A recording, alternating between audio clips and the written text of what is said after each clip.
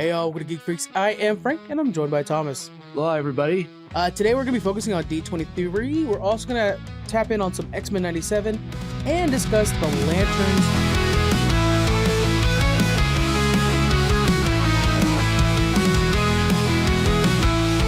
I think it's going to be a pretty interesting rest of 2026 based on what we've seen so far. But before we get into D23, what are your plans for December 18th? When we got Dune and we have Avengers, what are you thinking? I mean, yeah, no offense to Dune, because Dune is stunning. It's incredible. I'm really looking forward to this one. Doomsday is like, I'm going to, kiss my wife, kiss my son in the head, and then I'm going to Doomsday, because like that is the plan. Yeah. And then Dune will fall in somewhere in there. If I can get early screener tickets, because I think I can for Dune in IMAX, that'll change my entire outlook. Because then I'm like, okay, I could enjoy it and watch it on IMAX. But I do think Avengers takes precedent, especially after this last trailer. There is this like outside shot of something that we might try to do, where we might go to the drive-ins, because we have really cool drive-ins over here, which of course the quality won't be as good, but the experience is where it's at. And like us and Squeak's family and John's family, and like we all bring lawn chairs out there, and everything you do is in double features. And I know those two movies are gonna be double features. So you just watch them back to back. And it's like, might do that. I'm not sure. It's definitely not going to be as pristine as watching it like an IMAX, but might pull that off. Man, double feature on that, though. The ultimate Doomsday, if you will. That is, that sounds amazing. I 100% want to do that, but I will have a 1-year-old, like 1-year-old with 2 months there. I don't, I get one of those movies per day with my current situation, there's no way I could do both back to back. But man, what a time though. This whole year, you talked about like the rest of this year, but I feel like this whole year has been pretty outstanding for movie and shows, man. Like such a good year. Yeah. House of the Dragon, X-Men 97, we just finished. We have still good shows on the horizon. Daredevil, Born Again. There's a lot of Wonder Man. There's a lot of things that are already done, and it was like, damn, that was good. But let's use that to launch off onto what's coming. Let's talk about D23. And let's start with that trailer. I think one of the big takeaways for me on that trailer for Avengers Doomsday is RDJ's voice, I think, is unrecognizable. And might have been one of my biggest worries going in is like, will this feel like they're copying out? But I think it's going to be distinctive enough to where we won't really see RDJ until the reveal is earned. I was surprised by the voice, is what I'm saying. What'd you think about it? Gosh, dang. Heck yeah, that was definitely one of my biggest concerns. Also there, and I think in time it will be revealed how everybody responds to seeing Doom. But that voice was like, how are they going to mask Robert Downey Jr.'s quippy and whatever voice? But he is a different character. And I think it sounds, I don't know what a, Yugoslavian, like Slavic, the accent sounds like. But if I had to imagine one that was like deep and imposing, I think it's pretty damn good.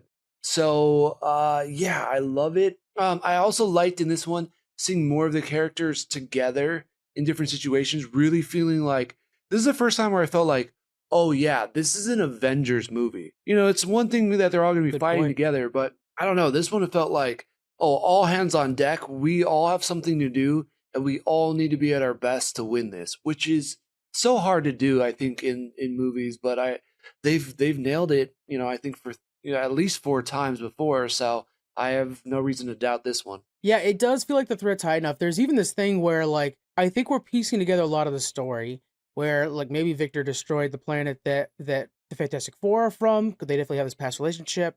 There's this big loss. We would assume it's his mother. Could be wife and kid. But nevertheless, like, we're kind of getting a picture of what the story's going to be. But there are so many players on the board and so many past relationships that we have through nostalgia, through repeat watches of these movies, that like even knowing generally how it's going to go, it's going to hurt. Knowing that Secret Wars is next, this is all still going to hurt us. I mean, there's a lot of characters that are in the trailer that aren't in other parts of the trailer. There's some characters that I'm very certain that are in the movie and they're not in the trailer. There's going to be a lot of surprise around this, and there's going to be a lot of loss. Like there's going to be a lot of loss in this movie. And I'm ready to, I don't even want to say I'm ready to be hurt again, but I guess I am. I'll have to be ready by December. Yeah, I'm going to call right now. First 2 to go down, Xavier and Magneto. I think that Let's be honest, guys. They're up there in age. We got them all over the marketing. Let's Yeah. call it a day after that. I can see Professor X. The only reason why I think maybe not Magneto is there's a part in the trailer where it's Magneto and then it cuts to Gambit and it looks like they're in a different building and there's no other Okay. X-Men that I see in that part. So I'm like, maybe Magneto gets to go on. I don't know. But yeah, gosh, Professor X, like how many times can you kill Patrick Stewart though? Like the dude's been killed on screen so many times as Professor X. Bro, that first time, no, God, that was so. I remember being in theaters watching that movie, like, well, how do we go forward from here? Like, just in life. Yeah. Because it was like he got shredded to pieces by Jean, and it was just like, this is the Right. worst case scenario. We can't do anything else now. I know. Yeah, and every time he gets killed, it kind of lessens it a little bit. And like Multiverse of Madness was so shocking, but like it's like, okay, do you need to do that anymore? I don't know. But Yeah. I think the other aspect of this that I'm really digging, seeing Pedro and I'm gonna call him by the characters. Seeing Mr. Fantastic's relationship with Doom in the part where he's screaming at him, "Did you do this? Did you?" Yes. This is the most like weirdly we got a whole movie with him, and this is the most like read I've felt where like that relationship like is that take. definitely there. Yeah. You know, Yeah, there's the aggression that Reed sometimes shows in the comics that was not in his movie, was this kind of like blind aggression that he might have, especially when it's like for the betterment of mankind, what he deems is that. And then also like when you add in what Sue was saying over that too, of how he used to be a good person, Victor, shows that like right. we're probably gonna get a flashback where these two used to work together and they used to be friends. And you know, like he was Please give clearly us a on flashback. yes. And he was clearly on that future foundation too. Like we know that that's going to be a case. So something happened that just made him collapse completely. And I'm hoping we get a little tease of that. But how do we get that flashback without showing Tony, or I'm sorry, RDJ? Maybe they'll save it. Maybe they'll save that for like Secret Wars. Yeah. That's what I was gonna say. I was like, I think maybe Secret Wars you do it to show who he was before, and then you really play it up almost like a reverse Infinity War Endgame situation, where it's like we get a lot of Doom here, but we really are focusing on what the heroes are trying to figure out. And then in the next movie is the Doom movie, and then part of that is the flashback to show where Victor started, how him and Reed met, the ultimate fall of like what turns him into who we see now, Doctor Doom. And you know, and then it wraps up with like how is he defeated. And so yeah, I can see that happening. But man, it looks really damn good. I think this was my favorite. I mean, for sure, I'm sure a lot of people feel this way, but this was definitely my favorite trailer. And one of the things I'm getting out of my comments too is this is the first time people took Doom took him seriously, especially following Thanos. Like, man, how's he gonna outdo Thanos? But I think people seeing the full gamut of him jumping off the building, which clearly he was using magic to do that, and then when he his stopping Stormbreaker, but then also throwing back Thor. I think the power scaling is starting to make sense to people now. Him. Yeah, and it was like nothing that Hemsworth could have done to stop that. It looks good. One of the things I love about trailers, this is such a classic, we're on social media too much, is it fosters new theories. Just looks like, oh, I like that idea.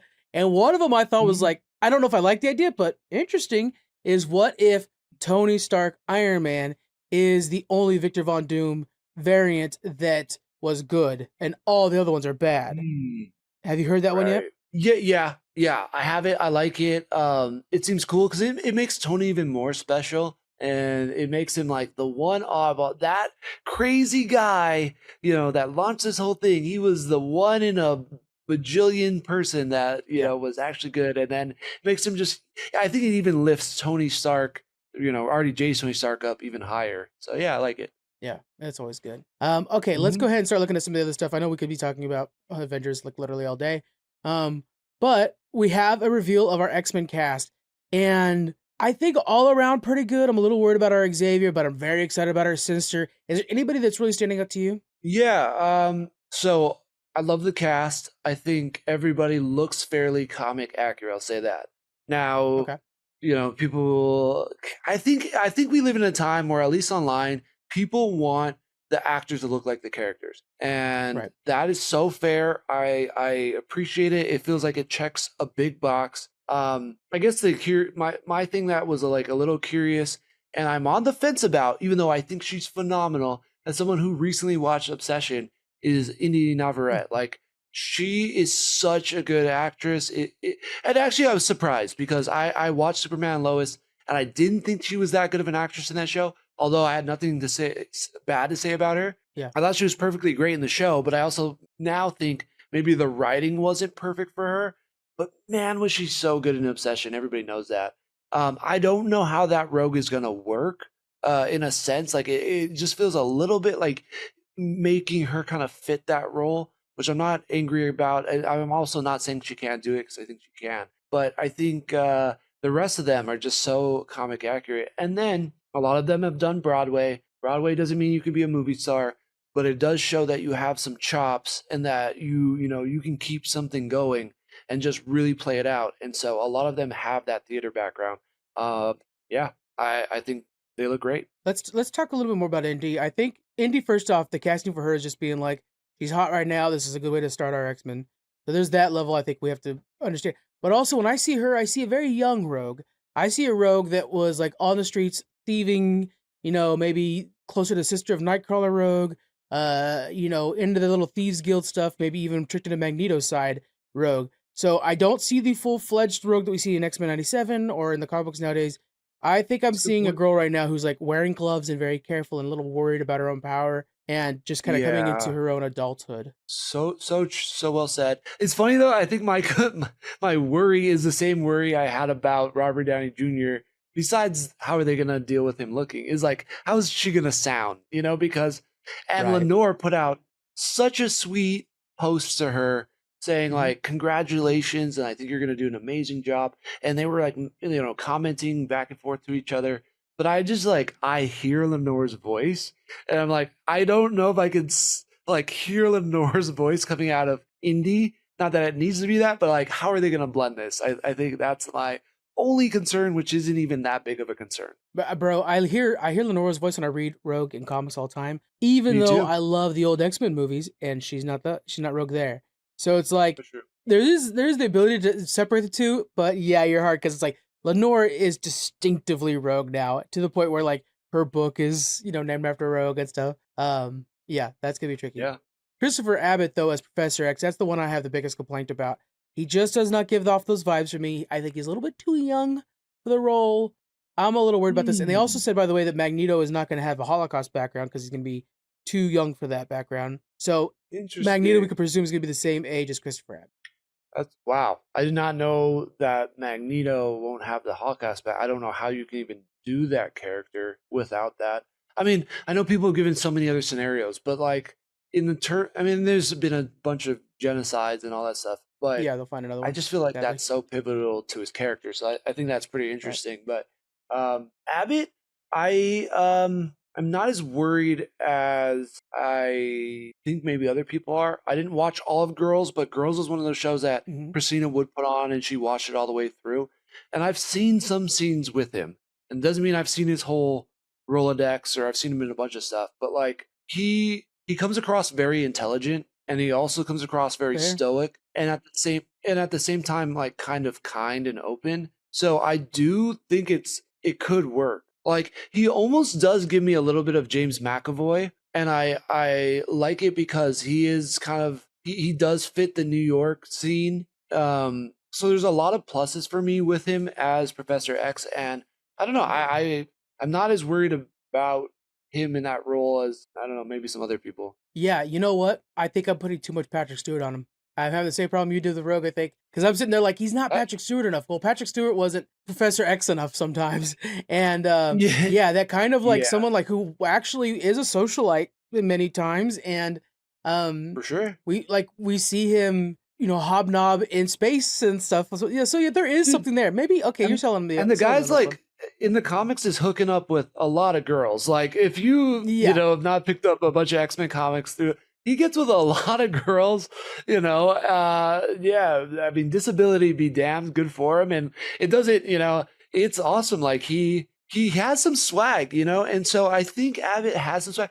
We never saw Patrick Stewart really have a love interest. We saw McAvoy's did, and that worked out really well. So for me, he's playing more towards McAvoy McAvoy than he will be towards Patrick Stewart. But like 15 years from now, 20 years from now, maybe it fits. Maybe it's like, oh yeah, this guy is Professor X. And I think there's so many things that we still haven't seen in live action with Professor X. They really leaned into that relationship. But I also want to see him, be a father figure to these kids and yet not necessarily be that older than them.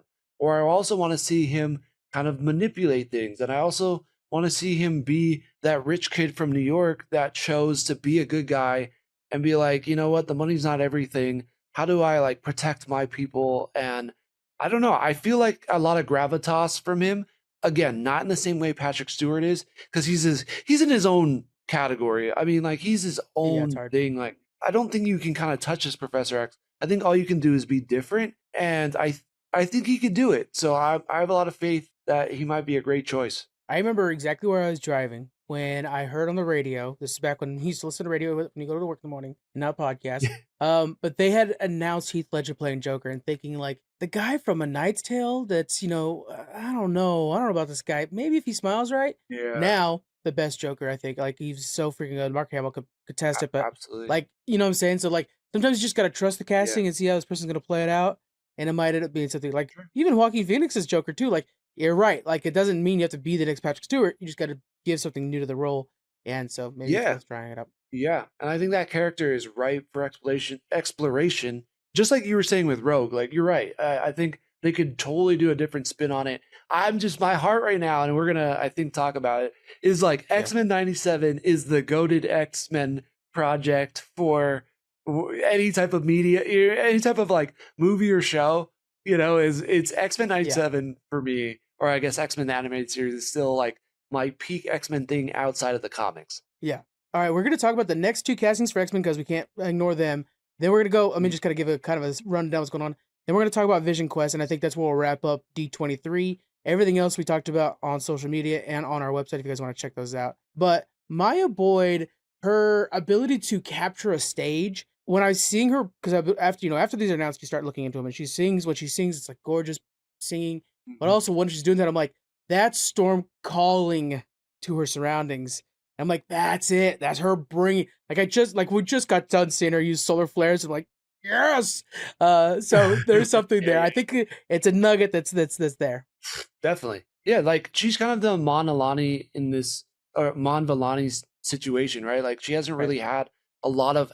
She has no on-screen appearances, right? She's only done theater, and so I saw some clips of her singing too, but her stage presence is insane, and the girl is stunning. Like she's beautiful. Yeah. So I think that personality, her ability to kind of make the spotlight shine on her, along with how stunning she is, man, she's gonna be an incredible Storm. I think they did a really good job, and I love the mix of some well-known actors and some completely unknowns. I think that is so perfect for the X-Men. And she's at the right age. Do you think we'll see her on Black Panther 3 or in Black Panther 3? 100%. I definitely think she's going to be in Black Panther 3. And I think you even cast an unknown, because it's what Coogler kind of did with Ironheart, even though the show didn't end up being as great as we hoped. She had a hell of an introduction in Wakanda Forever. You give Storm something like that with a young T'Challa, sparks, and I mean pun intended, sparks are flying. That's going to be phenomenal. Yeah, that's going to be. You're right. We're in this era where we're going to have these couples, these really fiery new couples, and the older couple that's going to be the example to them is going to be MJ and Spider-Man at some point. That's cool. It's great. And that worked out really well into the Spider-Verse. Like, I'm super for that. And I know. I'm trying to think, like, it depends on who else is around after Secret Wars, but there's going to be some I'm thinking Cyclops and also Jean, that's going to be a young one. I mean, I think that's the thing I'm most looking forward to, is seeing the chemistry between Kit Connor and Sadie Sink. I know we've obviously saw her with Lucas, and that was sweet and everything, but these are kind of more adults. I want to see that passion and that, but a little bit of doubt with Wolverine. But then I can't stay away from you, Scott. And Scott, like, being like, I will do anything to keep you. But then also like, oh no, here comes the White Queen. And, my head starts turning. My head would turn as well, man. Right? Yeah. Lastly, let's talk Sure. about our big bad. And I was hoping this would be the case. Mr. Sinister is taking the stage with Sir Adam Driver. I mean, he's not really a sir, but my God, that guy's so dope. Yeah. Kylo Ren, I think, is totally underappreciated. The writing did him wrong, but Definitely. his performance as Kylo Ren was great. And so him playing Mr. Absolutely. Sinister, I think, is just right. He's gonna be so good. I know I've seen him in a bunch of other things. Like I think Kylo Ren, and again, you're probably right, is probably one of the things I like him the least in. Fair. But Mhm. he did a movie about them trying to invade a sect of the KKK in Colorado, and he played kind of Black like an Klansman, I undercover think. cop in it. Yes, yeah, that's what it was. Yep. And he was phenomenal in that. He also is from Girls, so he has a relationship with Abbott, For and sure. I thought that, that was kind of the start, but I'm trying to think of what else I seen him in recently. He It did was the Ferrari dinosaur movie. recently. Yeah, he did 65, which Oh, is a dinosaur Ferrari. movie. So yeah. Yeah. I think the movie that He's a really kind of phenomenal woke me up actor. to his acting performance is going to be it was called White Noise. And the movie was just okay, but his performance in it as like a dad character compared to how he was as like Kylo Ren, I was like, this guy's got range. Because he went from He Kylo Ren, who was kind does. of like this, like, One barn note, kind of size whiny. heartthrob. Yeah. Yeah. But he's also meant to kind of be like the edgelord. And then in White Noise, he plays like full on Midwest dad. And so just like this guy's got a Wow. lot of range. Yeah, so him as Mr. Yeah. Sinister, I can't wait to see what he adds to that character. I love it. I love it. And I think it's such a cool bad guy for the X-Men.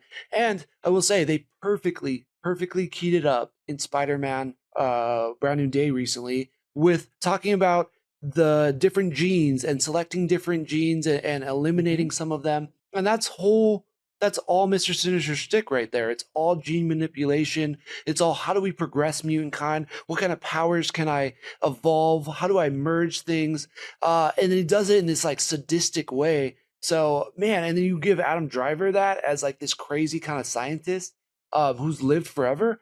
There's so much meat on that bone. I think he's going to Yeah. chew up scenery. Yeah. It's this cast is very interesting, we say the least. It's going to be a dynamic cast, one that we can't wait to see what they bring to the table. It's going to be fun. Coming up soon, y'all. Absolutely. Yeah. By the way, also on our website, I have posted the article kind of talking about everything that was announced at Disney Plus. I've also collected the videos that were not officially put out there, but people have been posting. So, and I have literally downloaded the Mm. videos and uploaded them onto our site, so they are available as long as Disney doesn't find them. And so check those out, guys. You can actually watch like the Starfighter trailer, some things there that were not actually released, so check that out. But let's get into our Vision Quest, and it's the storytelling with this trilogy. I think is some of the most experimental and just chance taking that Marvel does. And in this one, where a lot of it seems like it's going to be cerebral, it's going to be inside, and watching just like Spade, this Ultron, have full range of his acting abilities. I think I'm very much excited for this now, and I've kind of kept forgetting that it was in development. Yeah. It's come up a few times this year, so I do remember it was there, but I love this whole idea of like, okay, we go from WandaVision where she creates this whole reality in a town, like a real town, right? Mhm. And then we get what was it, Agatha? It's Agatha All not Along. House of Harkness. What do they call it? Agatha All Along, right? Yeah, right. Yeah. And then and then that world gets created there too. And I love seeing in this trailer, another world gets created, but it's not through magic. It's through Vision's computer brain. And it's this computer generated AI world where actually his emotions and all the things that make him him, all the past AI is living there as well, including, his so to speak father slash one of his biggest villains, Ultron. And so it's such a unique idea and it is so bold and it looks cool. And they're letting Bettany absolutely cook. He's an underrated actor Yeah. too. I love it.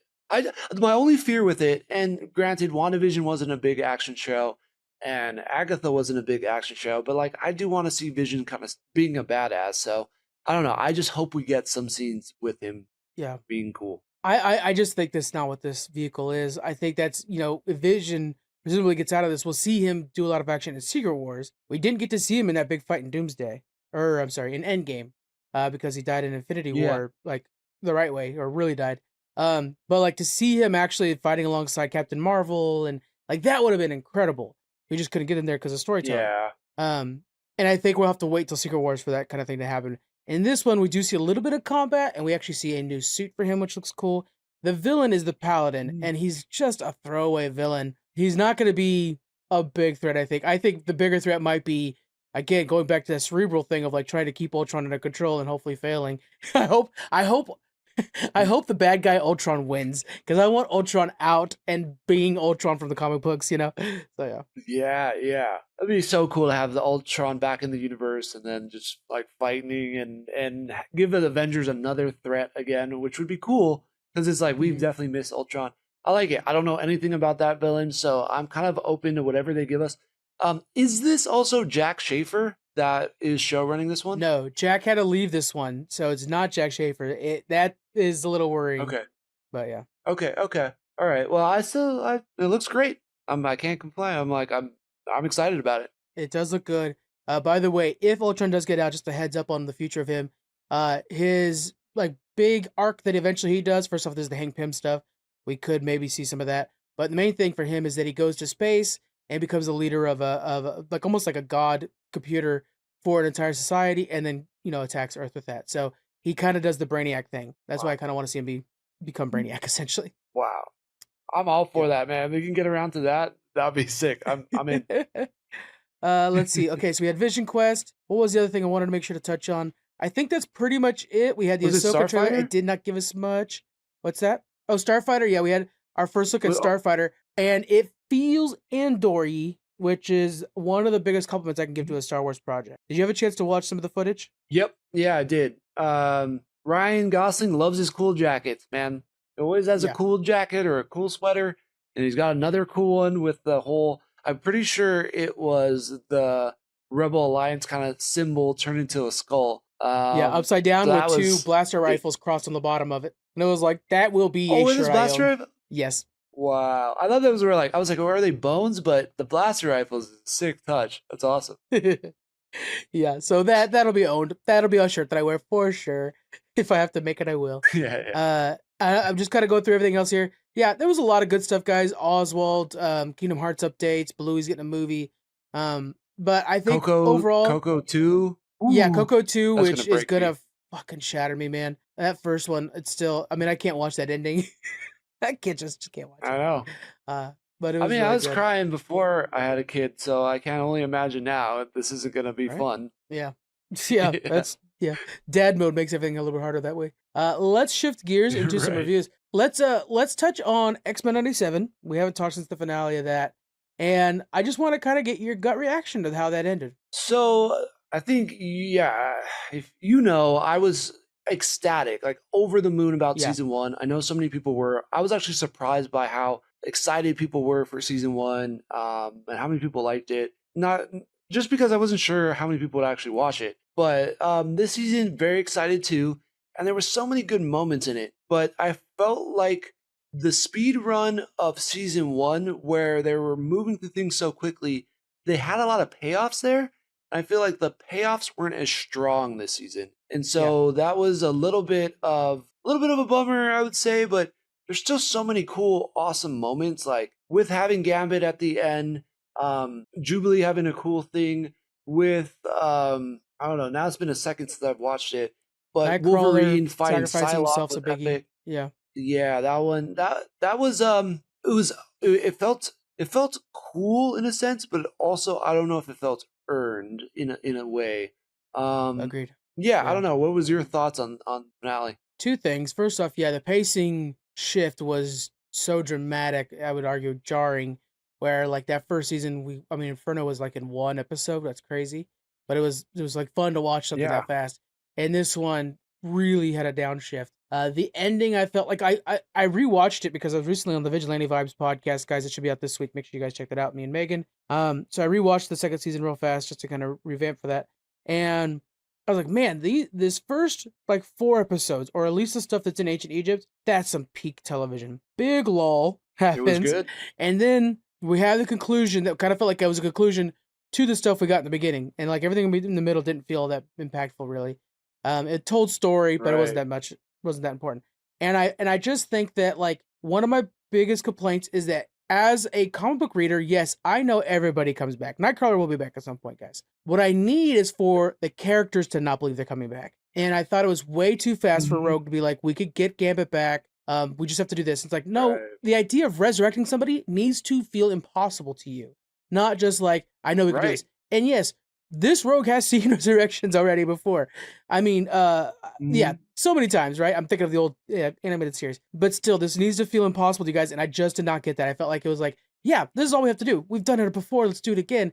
And it was like, and then when Nightcrawler sacrifices himself, you're like, you guys shouldn't feel sad about this because you literally just brought somebody back. So like, you just have to figure out the magic. Yeah, exactly. If resurrection isn't the most impossible thing, then why should we? And maybe that's why they're not really sad after Nightcrawler sacrifices himself in the end. They're like, the next scene they show like everybody's around drinking coffee and hugging each other, and it's like kumbaya, which that also doesn't feel right. But yeah, I think everybody's said the pacing, but it's like even one more episode of seeing Gambit fall to the dark side, if you will, even more, seeing him really be like, wrapped up in Apocalypse's grip. And then them saying like, I just don't know if we're going to ever get him back. Like, even if we technically save him, maybe we never get Gambit back again. Something like that, to where it feels like, damn, this is going to be so hard. And then you throw on the X-Force attacking. Was it X-Force or X-Factor? Sorry, X-Factor attacking. And it's like, there's just too many villains. There's so many plot lines.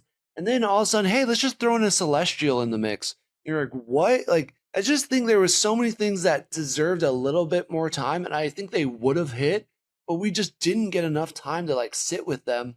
And like the middle stuff was fun. I liked the episode with the Brood and Wolverine getting his claws back, but ultimately it doesn't change anything in the story. Like so what? He gets his metal claws back, and it doesn't do anything at the end. It's not like all of a sudden he can beat somebody he couldn't beat. What's that? I really thought they were gonna expand on the like Wolverine getting his claws back, and I thought for sure the way we had that little like hint at like, oh, it's Project X, and I don't know, I just thought they were gonna do something more with that storyline, but they didn't. It was just forgotten almost. All that to be said, this is some of the best X-Men you could watch. I do want to make sure to show that. As somebody who reads X-Men comic books more than anybody else I know, what are your takes on this structure? Do you feel like this is akin to any particular era of X-Men comics if people want to like kind of feel this out? Yeah, I mean, definitely. But it's so hard because they literally cover, a decade plus in 9 episodes. And so, I think that's the thing. Like before all of these shows, and I used to do this a lot more the last couple of years, which I would read everything that I think was influencing the movie or show. And it stopped really paying off for the MCU movies, where I was like, I guess this is from this and this is from this. And it's like, and then my expectations got so big, especially with Fantastic Four. I read hundreds of Fantastic Four books before watching the movie, and it kind of let me down, I think, more because I was expecting a certain Reed and I was expecting a certain Sue, and I think it hurt me more than it helped me. And it's like, you could give people recommendations for this X-Men, but like you said, Inferno, I think in the comics was like a 10-issue spread, and they did it in one episode, not even one full episode. It's like 3/4 of an episode. So you know what I mean? It's like, would you tell someone to read 10 to 11 issues for 3/4 of an episode? Like probably not, And so I think I think this season, maybe they didn't know they were getting a season 3, but I just wish they slowed down more.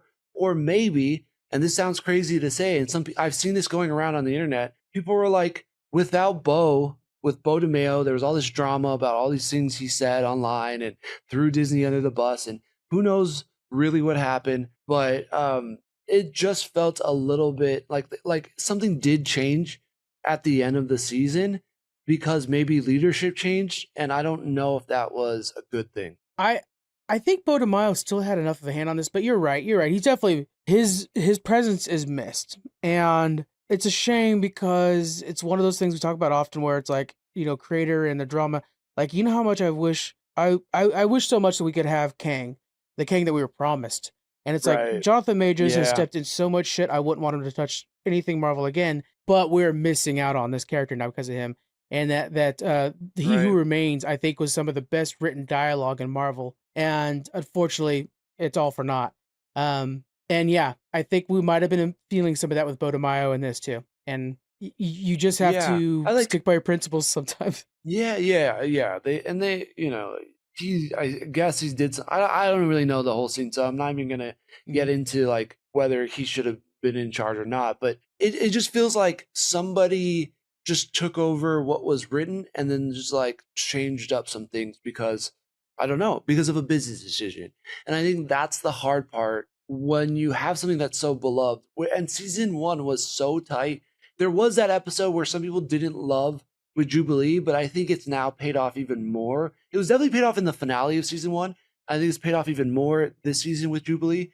But it just felt like stuff was just missing or something was like swapped out a few times, and that it just doesn't feel nice. And yet at the same time, you're like, but this is still some of the best X-Men stuff we've ever gotten on screen. So there's like this cognitive dissonance for me with this season. Good word for it. Exactly. Yeah. Let's give a grade for this thing. Again, I want to recommend that you do watch it. It is very good. It's just I think maybe our standards were higher than what we received. I'm giving it a solid 8 still. Like, I can't say it's bad. Yeah. It is good. It's just that the last season got a 10.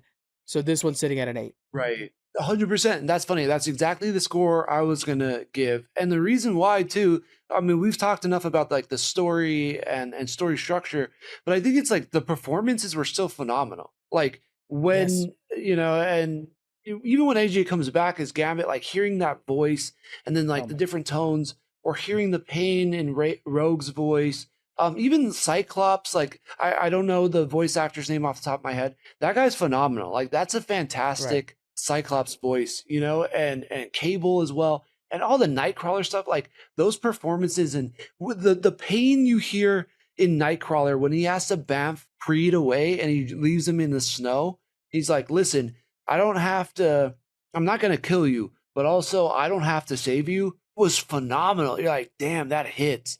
And so, yeah, the voice acting was incredible. And there's still so many cool like action sequences in this too.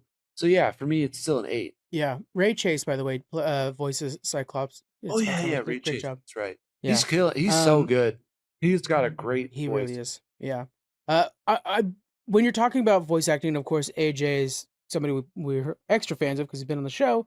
I do want to give a little extra credit because when he first appears and he's clearly controlled by Apocalypse, he was almost just like dropping lines as if he was reading them from memory and not emotion. And then as soon as Gambit was able to take control, emotion was added to his voice. I'm like, that is some skill. Yeah. And I hope AJ understands how freaking good he is in that spot. So yeah, that was just really well done. Yeah. With not a lot, like he didn't have a lot of scenes this season, and I think you also feel that character missing. I think next season, I really do hope, and this sounds weird to say because he's one of like he was so cool and he was so awesome this season. He was so good. But it's like, I really do kind of hope we don't get Nightcrawler back from the dead, but I'm gonna miss Nightcrawler next season. Yeah, Cable for me as well. I want Cable to be done for a little bit. We had a lot of Cable this season, rightfully so. It's an Apocalypse season, but let's take a break. Yeah, I agree. Let's move on to the start of a new show, and that's Lanterns over on HBO. This thing has got the weight of the DCU resting on its shoulders, and I think one of the key things it has to do for the DCU is set up an established hero that's been around before Superman has been around with Hal Jordan, and the future with Jon Stewart. We are going into spoilers, so be aware if you haven't watched it yet. Let's get that initial gut reaction out of you. We literally just watched it like 2 hours ago. What'd you think? It's phenomenal. I was like, it was crazy to me because I saw a lot, I saw a lot of clips at Comic-Con, and I obviously watched all the trailers, but I feel like that was all from this episode. There was like very little from like other episodes. So I'm like, what else do they have this season? And this was done so right. The chemistry between Aaron Pierre and Kyle Chandler is like through the roof. The banter between them, the cold shoulder, the way John just takes it on the chin. God, it's so good. And I'm curious, like I want to know what the mystery is. I'm like, again, spoilers, who killed Hal Jordan, where the rings go, how does John get the ring, how do they eventually like work out their differences? Man, it's got me hooked. I really, really dug this pilot. Yeah, let's stick with that chemistry first, because I was somewhat frustrated with it. Just because I was like, man, like they definitely think differently, right? The rigid structure that's in Jon Stewart's mind that he got, that's one thing, and they definitely have that. But there was a point where I was just like, come on, Hal, be cooler. And then I remembered an interview that Kyle Chandler put out there saying that, like, from Hal Jordan's point of view, his job is being taken by this young kid, and then from Jon Stewart's point of view, this is his childhood hero that he's squandering the job. And so, like, both of them feel betrayed by the other person that's in the car with him. And, like, once you start thinking that way, you're like, okay, so these two regret, or like, like they don't want to work with each other, but they're going to start clicking and start to realize that they actually are a fine oiled machine when they're together. Yeah, I think that they're at their core, their values, they're going to see that we're very aligned. And so I agree with you. I was like, yeah, come on, Hal, like give him a break. Until there was a line where I think it's when they're in the police station and he's interrogating the alien, and the sheriff lady says, like, what happened to him? Like, that's not arrogance, or that's not something, but that's like loneliness. Like, what happened to him? And you do see, and even John says, like, man, you were a lot nicer 10 years ago when you get the AI version of him, and then you get the real life version of him now that's a lot more grayed out. So we're going to see something in those 10 years where he loses something really big, and that grizzles him a lot. And I think that's what I'm curious about, is like, all right, is it Carol that he loses? Is it his mentor, or do we see more scenes with Sinestro? Are they going to go into the big story where Coast City gets destroyed? Like, there's so many avenues there, and he wasn't always that guy. So that line really stuck out to me. God, yeah, there's some really big stories that could lead down this path. I think we see from the trailers, like there's probably something that happened with a kid. I would argue that little jail scene was probably the best scene of the episode. I feel like we got a lot in that thing. First off, we got Hal being justified. We also saw him kind of go from like gruff cop to, I almost felt like Kyle Chandler like let in a little bit of joy into Hal's life when it was starting to become like, gotcha, you don't know Hogwarts, gotcha, which of course is a WB property. I knew that they did that. But it was like, like there was a little bit like, I'm the old Hal for just a little bit there. And then Jon Stewart also, like, on the other side of that, watching gruff asshole, like, oh, he was right, he's still a detective in there. And like, I just thought that there was something where we're starting to see some of shine of what's coming up. And to his credit, couldn't even name the damn actor's name or the character, but that alien, which I presume is a manhunter, revealing like, so what if I did do this and I have a spine full of nuclear bombs? It was like, that's delivered well. Good job by everybody in the scene. 100%. Definitely one of the best scenes in the episode. I think I have a few favorites, but that was definitely one of them. And it also shows his wit, right? Because I think what this show is doing a really good job, which is really freaking hard to do, is like, who is the hero without the powers, right? And they've really hammered it home that the Green Lantern is just a person.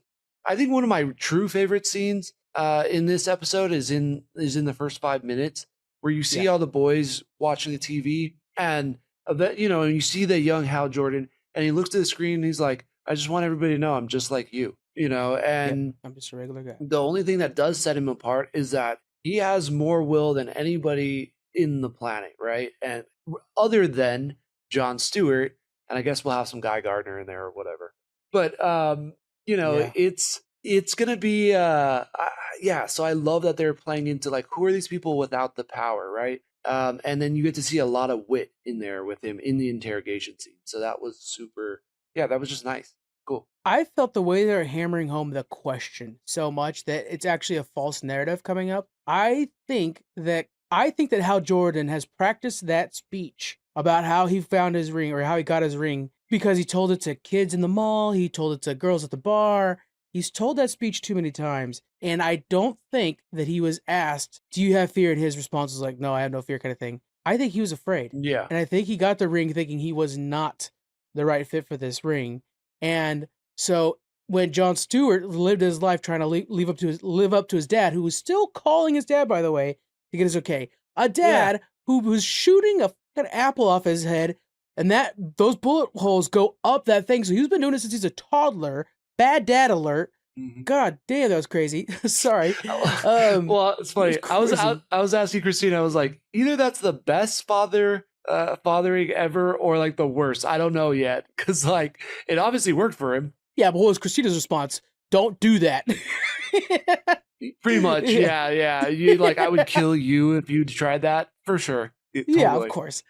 So obviously Jon has like a very dependent relationship on his dad, and I think that this idea of like I can't be afraid. I think all that's gonna break, and we're gonna find out. This is just a prediction that Hal was never asked if. Yeah, I think he was afraid in that moment. And he thought what was cool was to say you're not afraid, and then Jon took that. And plus his dad, of course, and also kind of like both these men are living false perspectives of what it means to be a hero, and they're both going to learn together the truth. Ooh, I love that. The false perspective of being a hero. I think that's really well said. The other thing that you kind of tipped me off to there, now that what I think, and I think you could be right, is that Hal doesn't feel like he is afraid. He doesn't know if he deserves the ring. And I think maybe Jon Stewart truly is fearless. As we saw when he's a kid, he puts that apple on his head. His dad pulls out that pistol, he shoots. That kid is not worried about a thing. He could have been like just walking down the street, listening to his favorite song. Like he did not look worried. So maybe he truly is fearless, and Hal Jordan isn't. And because of that, now Hal feels even more threatened, because he's like, look at this guy that the Guardians chose. And he deserves the ring. Undoubtedly deserves the ring. And I've always felt like maybe I don't. And the Guardians chose him. And the Guardians didn't choose Hal. Hal was there at the crash site. The ring chose Hal. So it's like also like there's a level of that. And just to kind of question the fear thing, the way that they were afraid when their dad was coming home, that they had the TV on, there's fear there in their dad. And I think that there's this kind of, I'm picking up on this kind of not abusive dad in like outright, but something not right. Well, it's weird. I think the two other brothers are afraid. I don't know if John's afraid. I think John respects his dad. That's a good catch. Yeah. And so the two other brothers are the ones, one is like hanging against the door sill, one's hanging, on the other side of like the main front door, and they very much look afraid. But I think even the other brother's like, dude, he's the one that turns off the channel, and then John's like, go watch the door, and he turns it back on. I really think maybe he has no fear. But he does have respect. Yeah. And so I think it's just really well done in these opening scenes, because it tells us everything I think we need to know about these characters. We see that Hal Jordan, whether he's practiced that speech or not, he's on TV, he's very confident, he's young, that suit's super green, he was an Air Force pilot, and he says everything that you need to know, like once your dad, and it's a compelling reason, once your parent dies as a kid, there's nothing else to fear. And I think that is a very compelling reason to feel like he's not afraid. Plus, like, how many people are fighter pilot test pilots? Like, not many people. So, like, who would doubt that guy? And then you see John just be an absolute badass with his dad. And his dad's like, damn, like, my kid is not afraid. Let's go get a burger, kid. Man, that's so cool. I think it was such a well done opening scene. I think that was my other favorite moment in the show. You called out before we press record. I want to make sure that you get it on mic, because I thought it was a really good point. The Watchmen series, which was very well done. Oh, yeah. But as you're reminding me of that early scene, I'm like, you know what? That is very much like from the Watchmen series. Yeah. Yeah. And then we talked about it. Yeah, I'm shoot. Now I'm forgetting. Did we talk about this on the recording or just earlier? But it's also the creative team behind it, right? Like we got Damon Lindelof, and we got Chris Mundy, and we got the legendary Tom King, who's a fantastic comic book writer, also now screenwriter. 100%. And I think really what ticked me off to this, besides the way the relationship is working with the true detectives of it all, is what the Watchmen does really good from the comic is it kills off a main character right away, and then the story unfolds. Again, massive spoiler here. If you've watched the episode, we end with Hal Jordan with a bullet in his head, and John coming back 10 years later to the field and seeing him and being like, what happened, and having to figure it out. And so I think it's a really powerful start. I was shocked. I was like, holy crap, they just killed Hal Jordan. But also, like, I think it kind of works. And I also think there's a lot of room for us to still see him, just like what they did in the Watchmen comic. There's still a lot of scenes with the comedian. So you get the shock of him dying, but then there's also all these flashbacks to who the comedian was and how he was integral to the story getting to where it is at the end. Yeah, and showrunner Chris also worked on True Detectives. There it is. And so the multiple timelines is a storytelling device from there, and I think that's something we're seeing here too, is like multiple timelines going on. I have a feeling the 2016 timeline is going to explain why we have Guy Garner, and he'll be obviously like every scene that he's talking in is the 2026 timeline. So the time there's 10 years, Guy comes in, because they specifically said that Hal's the only Green Lantern.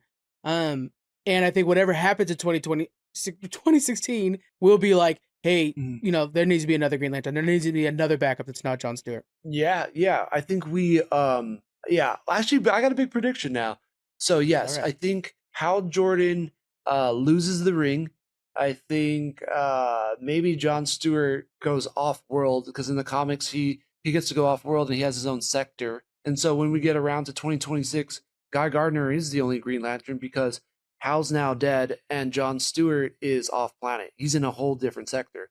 So for me, I think that could definitely be how it plays out. Yeah, boy, if they go that deep into comics, but you never know. The way they did Supergirl, you never know if they're, because they pulled from comics for that quite a bit. So yeah, I overall, and I will say, like, yeah, go for it. As we were talking about offline too, like Damon Lindelof said, like, he's like, this is my favorite comic book character. This is my favorite DC character. Right. He was like, I'm not going to let them do this character wrong. I was like going to do everything I could to make sure it felt like the comics, that we got their personalities right. You felt like this is Hal Jordan, feel like this is John Stewart, and that, we gave you a lot of lore from the comics too, where Green Lantern fans are going to be happy. But if you never knew anything about Green Lantern, you're going to be like, who are these characters? I got to know more about them. That's such a way to pitch the show too, is to say it's going to make you want to read the comics. Because, there's been times where, like, we just talked about Supergirl. There's times where I'm saying, you guys got to read the comics, but maybe the show or the movie put them off of it. This, so far, quite the opposite. Like, you're going to want to look into them more, which there's such a good plethora of content out there for Green Lantern. As a kid, I was, like, crazy for him, too. So, for me, I walked away from this not thrilled, but impressed. Like, this definitely felt like prestige TV. It felt like HBO doing what HBO does best. Again, with Watchmen, again, with True Detectives. This felt like what HBO does quite well. And it was like DC embraced one of their tools that they have that they might not have in the past. Like, definitely doesn't feel like Peacemaker. Peacemaker feels like the Suicide Squad machine made it. And this one feels like, no, this is the HBO machine that made this one. And so, again, I walked away impressed, but not necessarily thrilled like I would be for, like, Superman. What was your walk? I don't want to give it a score just because it's the first episode, and, but what was your walk away from this one? Yeah, definitely. I mean, it was, I wouldn't say it's slow. It was a lot more personal, intense. It was very dialogue heavy, and of course I was like, but I want more constructs, I want more like action. But I think they put enough seeds in me where we know that eventually they're going to be friends. I did want Hal to loosen up on him a little bit, but I also was like, why are they in Rushville, Nebraska? What is bringing them back here? Why were some of the people killed on the field and nobody can identify them? And why are they aliens? There's like just enough mystery for me to be like, all right, like I'm sold. And then you end with like a very huge cliffhanger, like, Hal's dead? Like, are you serious? Where does this go from here? And so very impressed, but there's just more I want. Like, there's just so much more I want. Which is what a pilot has to do. So it looks like it nailed that. Then it made you want more. So quite good. Oh my God, yeah. And I'm not just saying that. Yeah. And Aaron Pierre, like, God, does he just fit John Stewart? Like, I'm so excited to see this era of John Stewart, and just tough. And I love that he called his dad at that moment. But I also love that when they go to the farm, that guy calls him out like, dang, Marine sniper, one of the best. I'm impressed. It's like, oh, okay, like, dude's got chops, and for Hal to kind of brush him off, even to be a decorated Marine sniper, is like, wow, like Hal's got some balls on him, and then also to see, he's no spring chicken, but to take on 4, 5, 6 guys in a bar and get his ass kicked is like, all right, these are some tough dudes, Yeah. The way he put that this reminds me of what back in my karaoke days. I used to karaoke every Tuesday. But the way he just like put $20 ish. Yeah. Ended up and just kept playing the same like poppy song. Oh my God. That was hilarious. My grandpa used to own a bar and it was like, yeah, that would not fly on that freaking jukebox. That's crazy. Yeah. Really, I know. I was like, and it's like old timey, and it's like this, almost kind of Buddy Holly-ish song. Yeah. I was like, will that really make somebody mad? But hey, it's good to know like that's pretty accurate. Well, playing it 4 or 5 times, like like knowing that somebody put $20 in, $20 will play songs for a good hour and a half. Like it's going to be a lot of that song. So yeah. Dang. Yep. Well, yeah, they killed it. I wasn't sure on the Kyle Chandler casting because of him being older, but it really makes sense, why they did it. I think even after the pilot. Yeah. Unfortunately, I don't know if we're getting too much more how. So let's go ahead and wrap that up, and let's go into our recommendations for the week. What's your pick for the week? What do you got? Ooh, there's not much new going on. Somebody hadn't heard about the 007 game I talked to this weekend. So man, if you have not played that, I picked that game up. I flew through it so fast. It was so fun. It's it's a little older now. I think they have some DLC coming out pretty soon. But that's a phenomenal game, and I think it gets 007 really right. So probably an oldie, but it's still a goodie to me. Yeah. Where are you at with Dungeon Crawler Carl? Let's check in there. Ooh, I'm on book 3. I'm only like 3 chapters in. The trains, there's trains everywhere. There's things trying to get on the trains. They're trying to get off the trains. And that's kind of it. But that book 2, so book 2 wasn't my favorite, but it ends so damn strong. It was like, holy crap, that's where it ends. Yeah, I'm like, Jesus, and then we get Mordecai changes every floor. And what's her name? Natalia is still with them. It's good. Katya. Yes. Katya. I will say you're gonna start to like her a lot. The key with book 3, and I'm sure you heard it before, but I'll just reiterate right now. Do not pay attention to the train routes. They don't matter at all. And it's purposely meant to be confusing. So like there's people who try to map it out. There are maps that are out there, but they're purposely meant to not make any sense. And then of course, like that makes sense in the story. But yeah, I really liked book 3. I think it's I would argue it's the book when Dungeon Crawler Carl starts. That's so weird to say, but it's the thing that was like, oh, I see what the story's about now. I mean, like as if, and already at this point, of course, already at where you're at right now, I'm already like, God, I love this series so hard. But then like halfway through, you're like, oh, I get what we're doing. Hell yeah, that's badass. Wow, I know. I've heard that like book 3, there's a big turn. So man, I'm so excited. But yeah, it's so crazy. I've never done this, but like I'm like going to sleep. I'm trying to like go to sleep listening to it, and I set the timer. I like fall asleep to the book. So it's crazy. Plus, I got my little guy in here who's just coming in the room now. So we'll see what he says. Yeah. Oh yeah. What's up, team? 2 more minutes. Real quick on DCC, I ended up getting halfway through book 4 on the cruise and realized I wasn't paying attention enough because I was like playing Sudoku and doing cruise stuff. Then I restarted book 4, and now I'm back to about halfway through on book 4. So loving it. It's really like book 4. I think is the one I want to play the most. I keep saying that to like the disconcerting guys. Like I just want to play this video game. Book 4 is by far the most that, and it's fantastic, and it's just so complicated. Something just happened where it was just like, how can they still find emotions in me after this book? It's crazy. And they do. They find other things. Like, oh my God, I forgot about that character. It's crazy. It's so good. Well, there was definitely characters in book. Oh, yeah, sorry. There was definitely characters in book 2 that never came up again. So I'm like, holy crap, where are they? Like they're bound to show up. There's characters in book 1 that are popping up right now. So yeah. Wow. All right, guys. That'll be my recommendation. I think is just join us for Dungeon Crawler Carl as we're continuing our adventure through that. All right, everybody. Thank you very much for joining us. We appreciate it. And we'll see you guys on the next one.